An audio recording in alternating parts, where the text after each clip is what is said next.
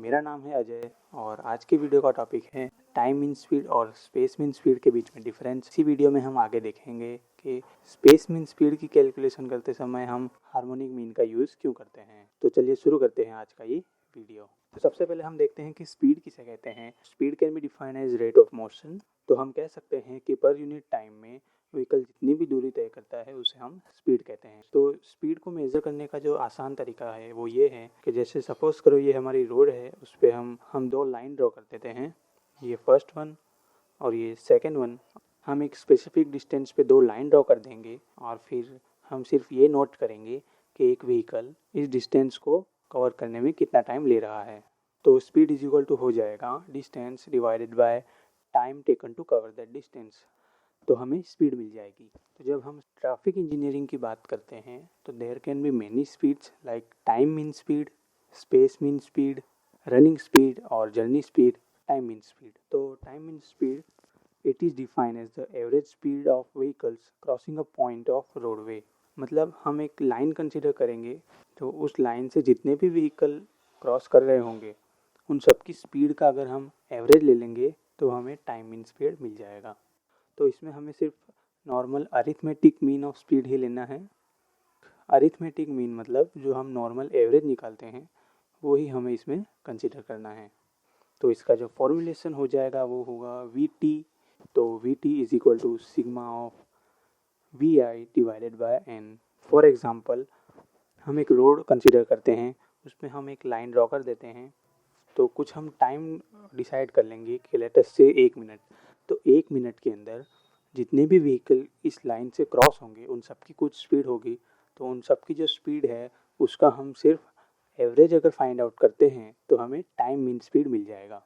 1 minute के अंदर जितने भी व्हीकल इस लाइन से क्रॉस करेंगे उन सब की स्पीड का एवरेज जो है वो हमें टाइम मीन स्पीड देगा। ठीक है, जैसे इस एग्जांपल में व्हीकल ए क्रॉस किया इस लाइन को, व्हीकल बी क्रॉस किया और व्हीकल सी, तो उन सब की कुछ ना कुछ स्पीड होगी। तो वो हम एज्यूम कर लेते हैं V A 50 kilometre per hour, V B 30 kilometre per hour और V C 40 kilometre per hour.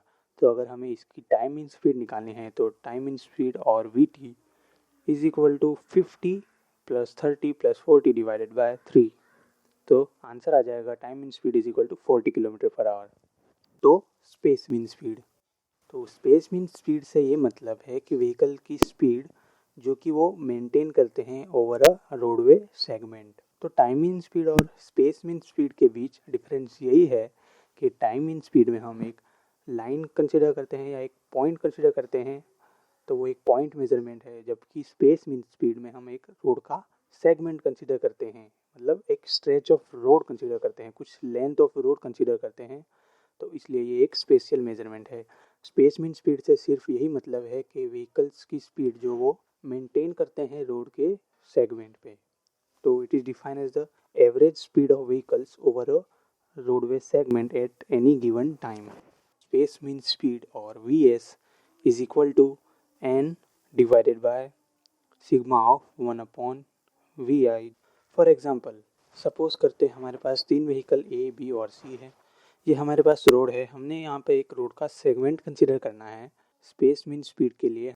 तो हम दो लाइन ड्रॉ करते हैं, व्हीकल ए इस सेगमेंट को क्रॉस करेगा, बी और फिर सी क्रॉस, तीनों इस सेगमेंट को क्रॉस करेंगे। तो हम सपोज करते हैं same case V A 50, V B 30, V C 40 kilometre per hour. इसके लिए अगर हमें स्पेस मीन स्पीड कैलकुलेट करनी है तो V S is equal to N divided by sigma of 1/वी आई। तो एन यानी नंबर ऑफ व्हीकल्स, तो यहाँ पे हमने 3 व्हीकल कंसिडर किए हैं, तो 3 डिवाइडेड बाय 1/50 प्लस 1/30 प्लस 1/40। तो इसका आंसर हमें मिल जाएगा 38.4 kilometre per our. Same data के लिए हमने जब टाइम इन स्पीड कैलकुलेट किया था तो वो आया था 40 किलोमीटर पर आवर, जबकि स्पेस मीन स्पीड इससे थोड़ा कम आया है 38.4 किलोमीटर पर आवर। तो नोट में लिखा है कि space mean speed will always be lesser then the time mean speed. तो वो इसलिए क्योंकि जब हम टाइम मीन स्पीड कंसिडर करते हैं तो हम सिर्फ एक लाइन से क्रॉस हो रहे व्हीकल कंसीडर करते हैं, जबकि जब हम स्पेस मीन स्पीड की बात करते हैं तो हम एक रोड का सेगमेंट कंसीडर करते हैं। तो अब उस रोड स्ट्रेच में ऐसा तो है नहीं सिर्फ हमारा ही व्हीकल होगा, कई और व्हीकल्स भी होंगे। तो उस रोड सेगमेंट में कई और व्हीकल्स भी होते हैं, जिससे जो स्पीड है वो अल्टीमेटली डिस्टर्ब हो जाती है अदर व्हीकल्स के कारण। जो अदर व्हीकल की प्रेजेंस के कारण हमारी जो स्पीड है वो थोड़ी कम हो जाती है। इसलिए हम ये कह सकते हैं कि space mean speed will always be lesser than time mean speed. तो अब हम देख लेते हैं कि why harmonic mean is used in space mean speed. तो harmonic mean are use to calculate the average of rates और रेशियो। देखो, जो ये रेट्स या रेशियो होते हैं वो x पर y के फॉर्म में होते हैं, यानी x डिवाइडेड बाय y। तो हम देख लेते हैं कि हम हार्मोनिक मीन का यूज़ कब करेंगे। तो जब भी हम किसी पैरामीटर को x डिवाइडेड बाय y के फॉर्म में दिखा सकें और उसमें भी x जो है वो कांस्टेंट हो जबकि y वेरी करता हो, तो उस केस में सबसे अच्छा रिजल्ट हमें हार्मोनिक मीन ही देता है। तो इसलिए जब भी इस तरह का केस बनेगा हमें हार्मोनिक मीन यूज़ करना है। तो इसका एग्जांपल हम देखते हैं। तो जैसे कि स्पीड कैसे, speed is equal to distance divided by time taken to cover that distance. तो जब हम स्पेस मीन स्पीड की बात करते हैं तो डिस्टेंस जो है वो कांस्टेंट होता है। ये हमने पहले भी देखा, क्योंकि स्पेस मीन स्पीड में रोड का स्ट्रेच कंसीडर करते हैं। तो रोड का स्ट्रेच कंसीडर करने से क्या होता है, सभी व्हीकल्स के लिए डिस्टेंस सेम होता है। तो डिस्टेंस जो है वो कांस्टेंट होगा